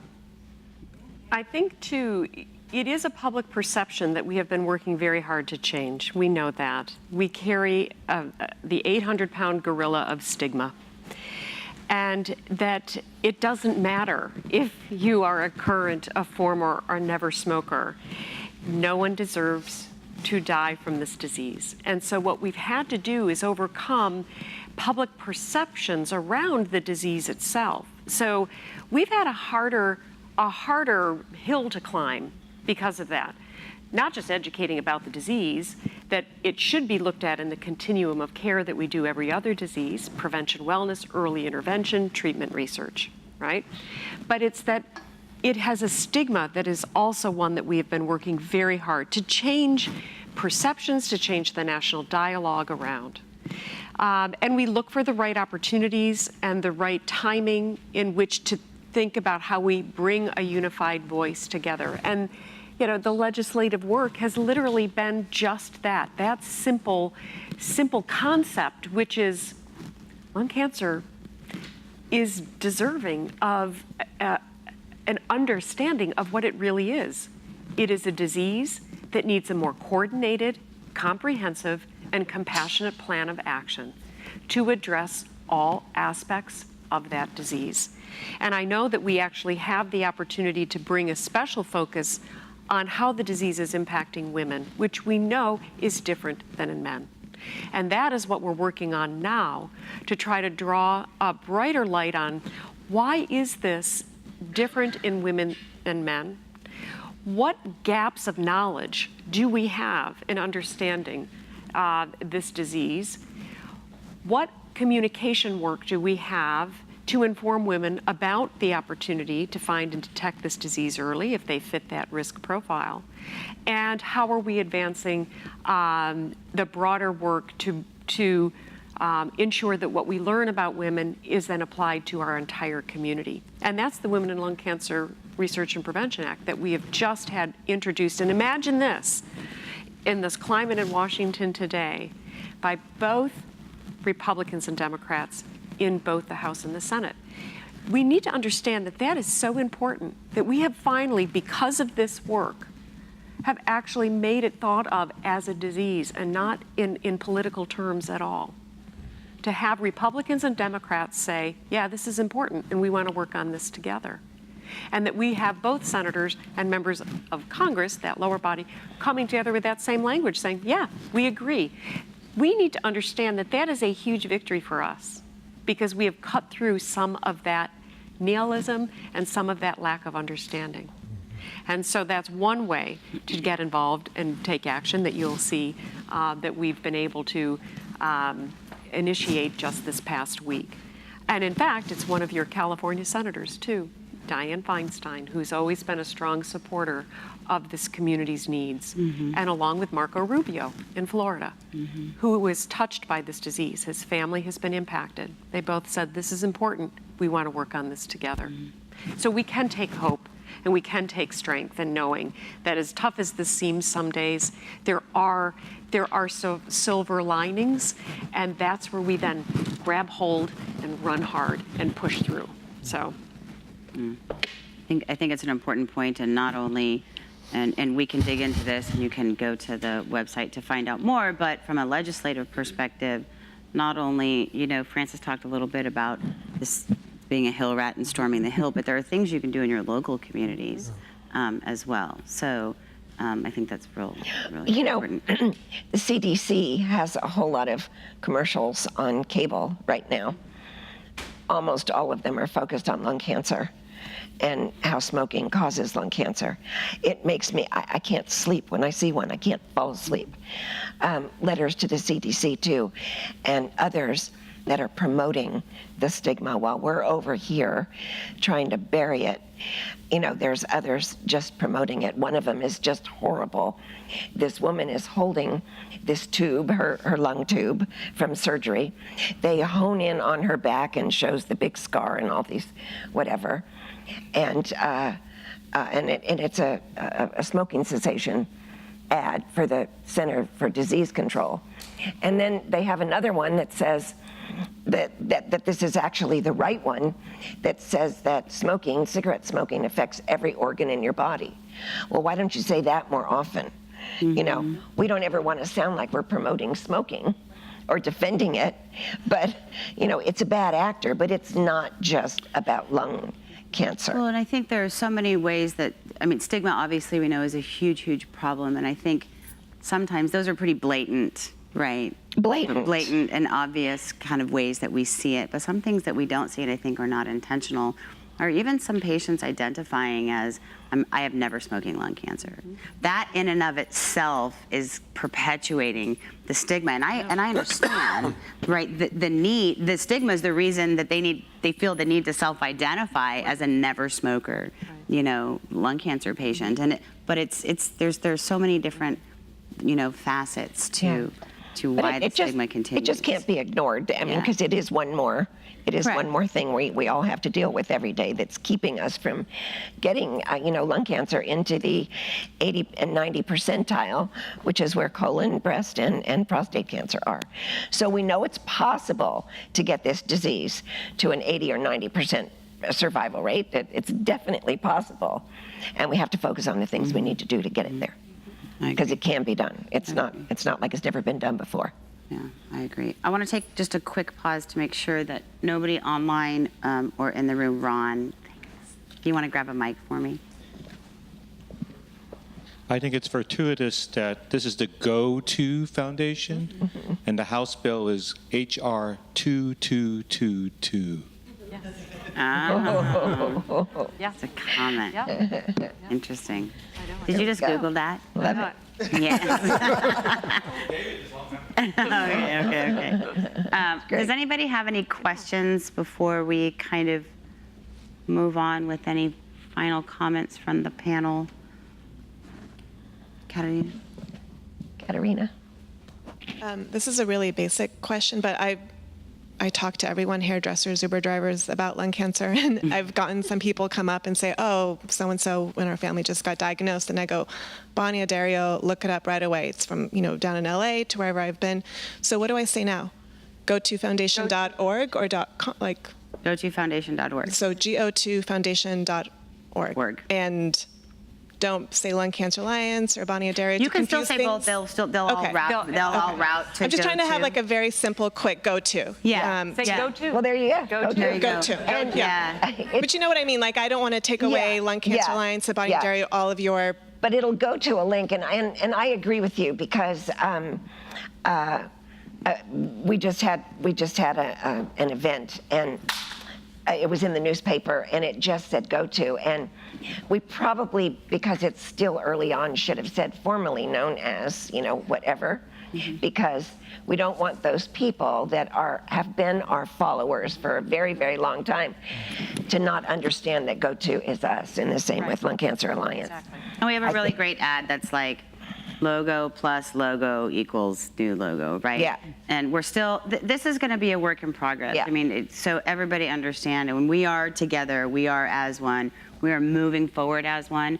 But for it to actually appear that way and for everybody to know it is that, we understand it's going to take a while. But if people use Addario Lung Cancer or Lung Cancer Alliance, it's still going to go to. It's going to get routed there because all the links are on and everything's going there, whatever you call it.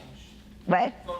Yeah. Nothing as you know it, whether you've gone to formerly the Lung Cancer Alliance, website and or the ALCF one looking for one thing or another, nothing's going to change. Everything that was there historically has been there, will still be there, just as we continue to work to build out our complete website. The GO2 Foundation website will still reroute you as needed to the living room or to whatever they're trying to get to. It'll get there. Go ahead, Barb. Yeah. So like how do you get the word out? I mean, the screening that you talk about, to me, that has to come from the patient. That it's got to be sort of grassroots, bottoms up, because I don't know that the physicians they've got so many things they're thinking about. Your average primary care physician is not going to be looking for this. I mean, we know that most of the misdiagnoses and undiagnoses have happened because they're not looking for it, especially in someone who's not a smoker. And I'm not saying that, it's just, they don't look for it. So how do you get that groundswell? How do you get that awareness? I mean, I had a career in marketing, and I know it's hard to you do stuff on late night TV because it's cheap, but like, how does that happen? There are three places, if you think about it. It's general national awareness. It's direct outreach to the primary care community, and then it's tailoring messages to those who are at a specific risk. Okay. And you have to develop strategies to each one. And that's what we are doing. We have very specific, for lack of a better word, marketing and communications campaigns that are reaching broad audiences, that are working in collaboration with hospitals that are centers of excellence that are delivering the care, and then tailored outreach to PCPs themselves. So it just takes the time, the resources, and then very strategic thinking about how to make sure this information is getting out available. Again, we've been advocating that we should have a national awareness campaign around this. If this was for ovarian cancer with a new detection, there wouldn't even be a question of what would be out nationally around this. So this is what we're working on, and pushing and pulling and then gathering resources ourselves to then tailor messages to each of these audiences and just keep plugging away at it. I think one of the things that makes that exceptionally confusing is the message of anyone can get lung cancer, which we all know, and the message of, but if you didn't smoke, you can't get screened, right? Okay. So it's it's very confusing, and it's very hard to educate, to your point, Barb, the public on who, when, how, right? And then not to mention the fact that the people that do technically qualify based on current criteria are themselves feeling stigmatized, and they don't want to come out, right, and be like, well, I qualify for screening and I went and got this lung screen, because now they have to admit that they're the smoker in the closet, because that's where most of them smoke nowadays, right? So I mean, it's really, there's some hurdles to come through, and GO2, just to kind of toot our horn for a second, is very focused on early detection and screening, obviously, but we've also started this patient group to come together and bring the patient voice and the mind behind exactly what we're saying. How do we break through some of those barriers so that we can make it less confusing? And I saw Larry nodding his head back there when it's like, oh, anyone can get it, but not everyone can get screened, right? And I think I told this story at one of the last living rooms when I was recently at just a regular, checkup doctor's appointment, and it was at Palo Alto Medical Foundation.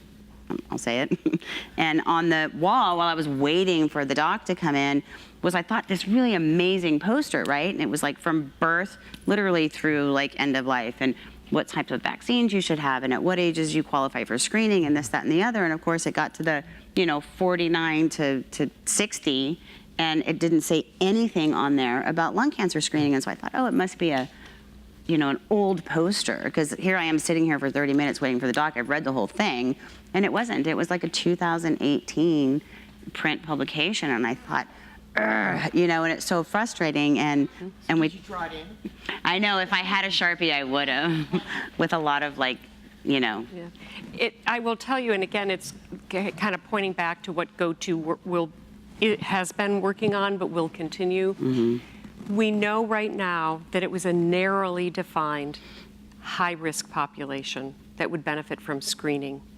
So our work now is to continue to gather patient information, data. I mean, the fact that you've had as many family members impacted, it is important that we look at other potential risk factors and then advocate that information around this that's been published and is evidence-based be reviewed so that we can begin to, again, expand the target. But beyond just saying we need more federal funding for research, it's also how we look to shape this regulatory environment, how we look at coverage and reimbursement issues, how we can work with the FDA to accelerate the review and testing of drugs. It's a whole host of things that are involved in this, but that's critical work that we're focused on right now, and that is justifying an additional risk group. We know this will never address at this moment those who will have no risk factor. Many of you in this room who have no risk factors and have been found to have this disease. Yeah. But by screening those that we know right now fit into that risk profile, that is the research that will help unlock the answer to those that have never smoked and getting this disease. So that is why screening, while that may not necessarily benefit you directly if you don't fit, you are helping to advance, or that is going to help advance this other knowledge. Because, I think it's one of the things about GO2 that I love so much is the sort of expertise in this screening centers of excellence area that LCA has been really focused on. And you guys all know about our formerly the Community Cancer Center centers of excellence. Screening was part of the whole thing, but it went through the entire care continuum, right, through education, survivorship, and all of that. Now we get to join them as one, which is really comprehensive. So we get to work with that screening population as well as that, late stage diagnosis and metastatic population, where we can fund research and work in both areas, and really kind of, until we can even out the scales, right, we can really work in both ends. I want to ask the panelists, we've got about 10 minutes left, if there's any final words before I move on to some housekeeping, and I want Nicole to give a quick update on something that we're working on. Anybody? Final words? I couldn't be more thrilled. I couldn't be more thrilled to put my fundraising efforts, my advocacy efforts behind this powerhouse of an organization. So I'm so grateful to have an organization to get behind and rally people to change the face and the direction of lung cancer. Thanks, Terri Ann. Thank you. Yeah, I have just sorry, a Ron. question, maybe a very simple question. Will the two foundations, or are they doing this now, publicizing this, educating the public on television? Is this happening?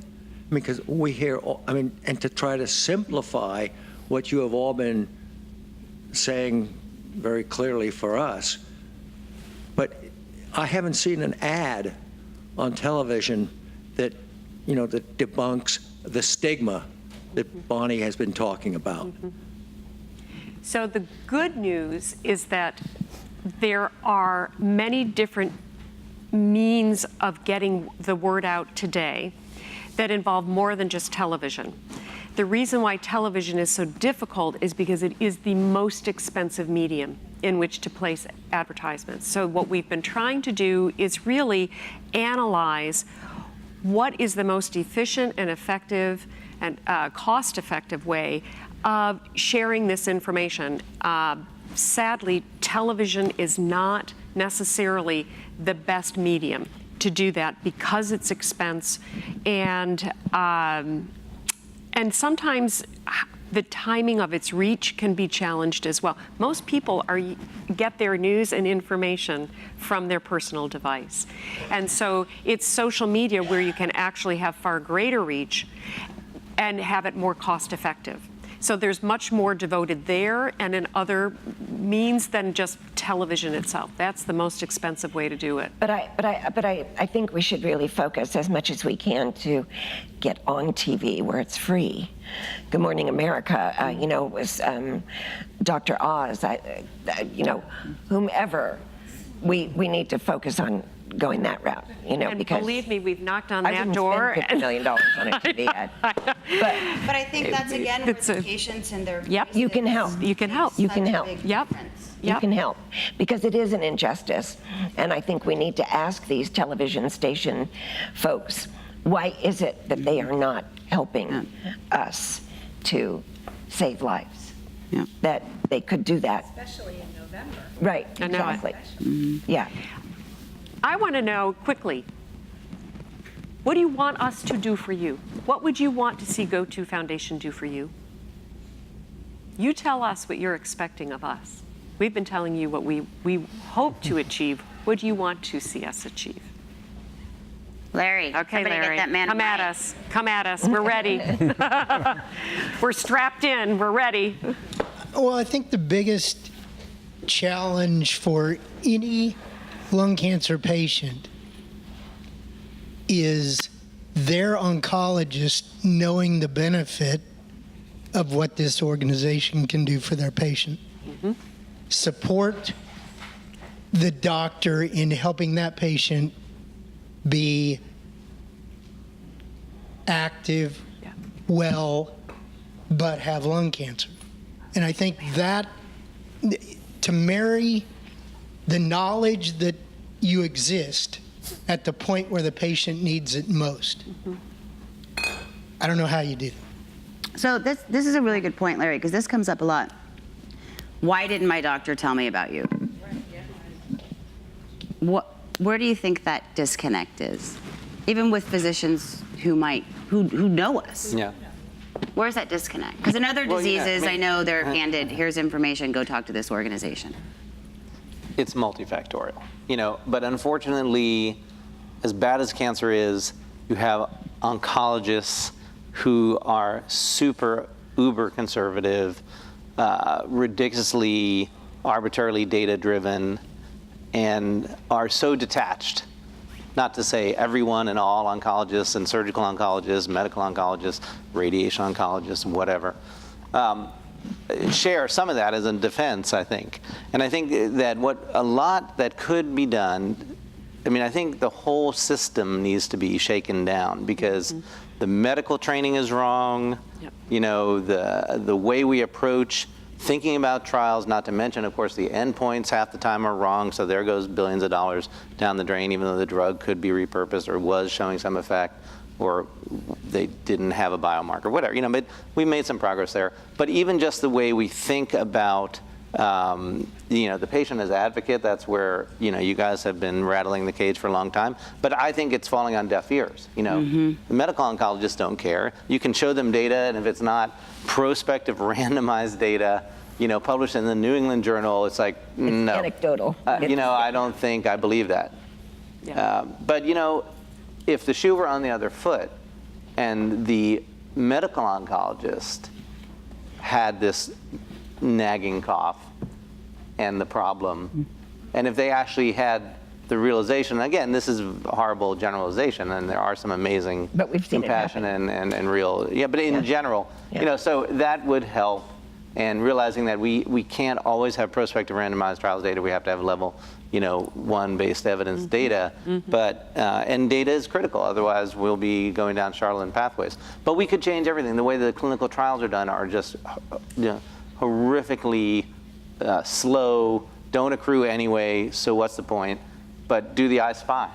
Look at Laura, she shook it up in breast cancer, and people think she's crazy. Who's crazy now? These drugs are getting approved in early stage disease and then being applied, to advanced stage, where you can actually see a signal, get tissue, prove the point, all the things that Alchemy was about to do, and she made it happen. And that's so great. She'll be the first one to give you the whole recipe and the protocol. So just do it to lung cancer tomorrow, and other people have started doing, So all of that could change, but again, where do you focus the energies? They're only 48 hours every day, so you have to figure out, what you're going to attack. And screening's helpful and obviously important to a small but real percentage of the population, but there's so many other things. I think rethinking how, and a lot of the complicity, unfortunately, is with us, with the medical community. We're so, focus. Conservative and also imbued with traditional ways of thinking about things, dogmatic ways of thinking about it, and they're not always right. And oh, by the way, we're on TV right now, so we don't have to spend $50 million. We're on TV right now, and if you want to watch this later tonight on Channel 26, you just have to stay up till 4 or 5 o'clock in the morning. That's right. But we're on television. I'm up at 4 o'clock. Well, most of you are up anyway, right? Yeah. I'm on Eastern time, so I'll be up. Danielle and I had an experience one night. We were out to dinner, and we were sitting at the bar having a glass of wine, and a beautiful little lady came up to us and said, "Excuse me, are you the two cancer ladies that are?" And we said, "Yes, we are." And she said, "Well, could we buy you a drink?" And we said, "Absolutely." Yes, you can. So there are ways to get to the population, and especially people my age that are up a lot in the middle of the night. I want to continue this because I think we have at least 5 more minutes. But I want to do some thank yous first, while we're within the TV time world. Yeah. I want to thank our panel, obviously, and you don't have to clap now because we're going to thank them again when I actually finish this. I want to have a couple of announcements afterwards as well. But thank you all for being here. I want to say a special thank you to our sponsors, whom without their support, we absolutely could not bring this to you. And if I can find, there they are. These I have to read. Bristol Myers Squibb, Lilly, Novartis, Genentech, Merck, Astellas, Celgene, Tesaro, Takeda, Medtronic, Boehringer Ingelheim, AstraZeneca, and AbbVie. I think that's a really important list because I think it points back to all the people who are out there, right, wrong, or otherwise, in the way that they're doing it, are fighting for this disease. And I've said it before, and I'll say it again. When I first entered this space 11 years ago, and I went to my first ASCO, hardly anybody had anything in the pipeline for lung cancer, and now you're hard-pressed to walk by a single booth where they don't have multiple things in the pipeline trying to fight this disease. So a huge, huge thank you to our sponsors who are finally also listening to us and putting their money behind things that matter, and that's programs like this for the patients. So a huge thank you to them. I want to switch off to Nicole really quick and ask her to talk a little bit about our ambassador program as well as the National Advocacy Summit that is coming up in July.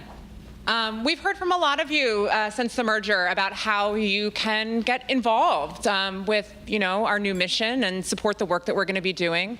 And I think there are two really fun and important ways. The first, as Danielle said, is the sort of new relaunching of our ambassador program. The ambassador program is appropriate for really anyone who wants to volunteer their time and energy and passion and, experience and interest in support of our programs and services. And that can take, frankly, limitless limitless ways that you can do that. Everything from helping us to deliver our free patient education materials, staffing tables at health fairs and wellness expos, hosting lunch and learns in your community, getting involved, as Terri and Francis have described today, as in legislative advocacy, getting involved in our research program as patient reviewers of the grants and proposals.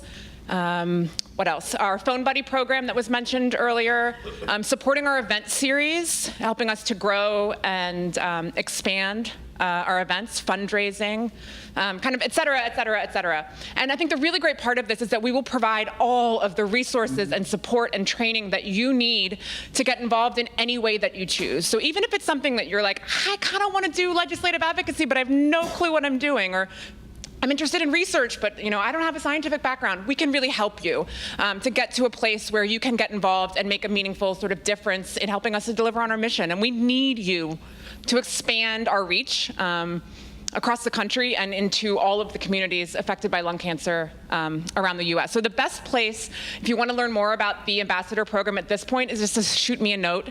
My email address is P as in Paul, and then Petrus, which is PIETRAS at go2foundation.org. And you can find me on the Addario site still and send me a note that way if you didn't get that. The second really fun way, I'd love to encourage you all to help get involved with our new mission and learn more about the GO2 Foundation and get engaged with the work that we're doing, is with our National Advocacy Summit in DC this July. It's the 21st to the 23rd. It's an opportunity to meet and connect with other patients and survivors and people who are affected by lung cancer. There'll be a wide range of both caregivers and patients and survivors there. It's an opportunity to learn a lot about kind of the latest and greatest in lung cancer treatment and research and kind of up-to-date information there. And importantly, it's a place to get that training that Francis and Terri have been talking about around legislative advocacy, to really learn how to share your story in a impactful and persuasive way, and then actually to go and meet with your elected representatives, share your story, and ask them to support lung cancer funding and research and all of this great stuff. So I want to make sure I get the website right on this one. nationaladvocacysummit.org.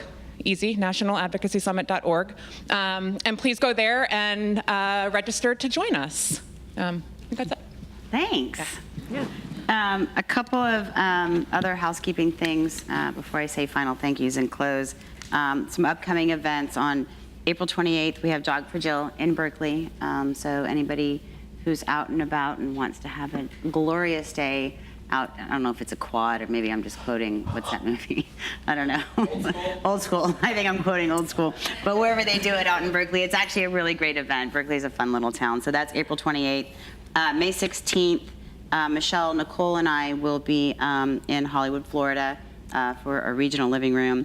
May 21st, here in San Carlos, Jonathan Goldman from University of California, Los Angeles will be up to talk a little bit about precision medicine and treating lung cancer, to Bonnie's point earlier about as an individual patient.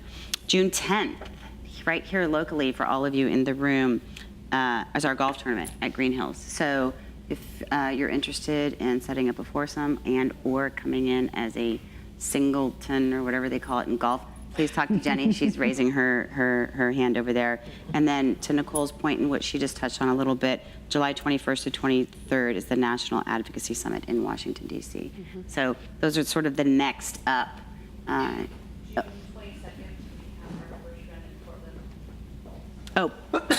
So in Portland, I don't know anything about this, and it's not on my piece of paper. So, we're having our first ever event in Portland. I don't know if Lanny, if you want to. The East Coast office had done it before, and we're partnering with them and doing it up there. Okay, there you go. June 22nd. Portland, Maine, or Oregon? Oregon. Portland, Oregon. Oregon? Yeah. Yeah, so Portland, Oregon. So more information is on You the can- website Yeah, it's on the about website, all or of you can those contact me. events. Or Yeah, Gina. that's not making you tired enough. Making me tired. Christy's trying to get you. I want to say a huge thank you to the Office Bar and Grill for the pasta, the sliders, and the chicken salad tonight. A huge, huge, huge thank you once again to Peninsula Television for coming out, bringing all of this equipment. For those of you who haven't had the luxury of seeing what is going on in the war room behind those two doors that is actually making all of this work and get out to people around the world. The TV station's back there, and they bring it here every single month. So that we can get the word out to the folks around the world. So there they are. So thank you. There they are. You see them up on the screen. So a huge thank you to Peninsula TV. As Bonnie said, it is a local cable channel. So for those of you again in the room who want to go back and watch this or any other living room, please tune into channel 26 because you can see it there running several times during the month. Ginormous round of applause and thank you for this amazing panel, Terri and Francis, Dr. Jablon, Laurie, Bonnie, our two superheroes bringing this together. And of course, last but absolutely not least, and the reason we do what we do every day, the patients. Thank you all for participating, for supporting us, and continuing to spread the word. And I am going to close with Sally. She hates it when I give her recognition, but she is the dessert queen at Living Rooms here in San Carlos, and she brought a very special dessert that I would like, Jen, if you wouldn't mind bringing it over. Oh my God. Or at least hold it up, Mom. If you want to look back at the screen, if Rocky could switch to that camera. There we go. Yay. It's got the go-to. So a big thank you to Sally for bringing that. And now let's eat cake. Thanks, everybody. Let's eat cake. Didn't somebody else say that? Marie Antoinette.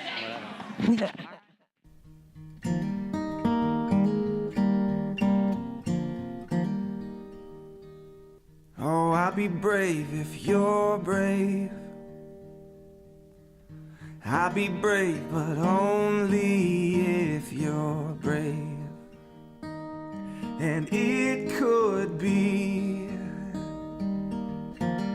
just you and me. We'll be family. Just wait and see. So I will fight if you'll fight. Yeah, I will fight, but only if you'll fight. Oh, we can make it through this like sailors in a tempest. Like sailors in a tempest together. And it could be just you and me. We'll be family. Just wait and see.